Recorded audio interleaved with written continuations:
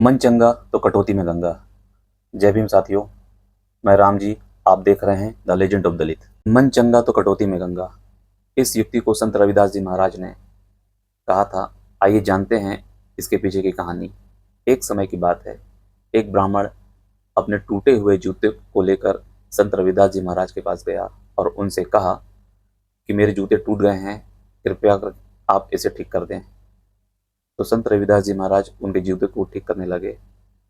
तभी अचानक संत रविदास जी महाराज ने उनसे पूछा कि श्रीमान, आप कहाँ जा रहे हैं? तभी ब्राह्मण ने जवाब दिया कि मैं गंगा स्नान को जा रहा हूँ। तभी संत रविदास जी ने अपने थैले से कुछ कौड़ियाँ निकाला और उसे ब्राह्मण को दिया और कहा कि इन कौड़ियों को रविदास जी की ओर से भेंट कहकर अर्पित कर देना। इतना कहने के बाद ब्राह्मण अपने जूते लेकर वहां से चला गया और संत रविदास जी अपने कार्य में पुनः लीन हो गए। तभी ब्राह्मण गंगा में स्नान करने लगा और स्नान करने के बाद संत रविदास जी के कौड़ियों को निकाला और गंगा माता को कहा, है माता, यह कौड़ियाँ रविदास जी ने आपको अर्पित करने के लिए दिया है।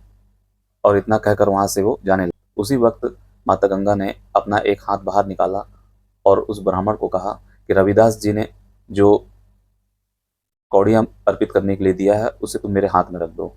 यह सुनकर ब्राह्मण चौंक गया और उसने जैसा माता ने कहा वैसा कर दिया। करके वहां से वो अचंभित होकर वहां से जाने लगा। फिर थोड़ी देर के बाद माता ने उसे कहा कि ये कंगन तुम रविदास जी को दे देना। उसे उस कंगन को देखकर वह ब्राह्मण बहुत ही आश्चर्यचकित हो गया और उसे लेकर वो वहां से जाने लगा। तभी वह ब्राह्मण रास्ते में यह सोचने लगा कि इस कंगन के बारे में रविदास जी को तो कुछ पता नहीं होगा, मैं इसे राजा के दरबार में राजा को दे देता हूँ, जिसे देखकर राजा बहुत खुश हो जाएगा और मुझे बहुत इनाम देगा। अपनी योजना के अनुसार वह राजा के दरबार पर पहुंचा। कंगन को राजा ने अपनी रानी को दिया।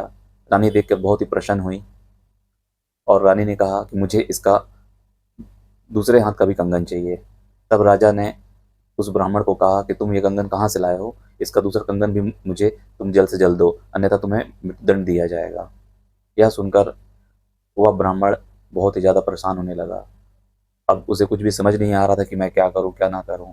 उसने सारी कहानी जो उसके साथ बीती थी वह सब राजा को सुनाया, सारी घटना राजा को बताया। तब राजा उस ब्राह्मण के साथ संत रविदास जी महाराज के पास गया और ब्राह्मण ने अपनी पूरी कहानी संत रविदास जी को बताया।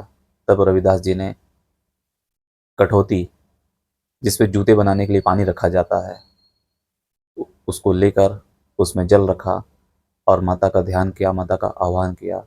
और माता का आह्वान करने के बाद माता वहाँ से प्रकट हुई और माता ने पुनः उन्हें दूसरे हाथ का कंगन दिया।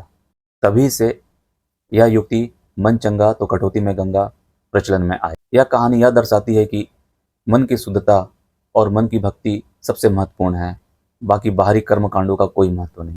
संत रविदास जी महाराज की यह कहानी हमें यह सिखाती है कि शुद्ध मन और सच्ची भक्ति से किसी भी परिस्थिति में ईश्वर की कृपा प्राप्त की जा सकती है।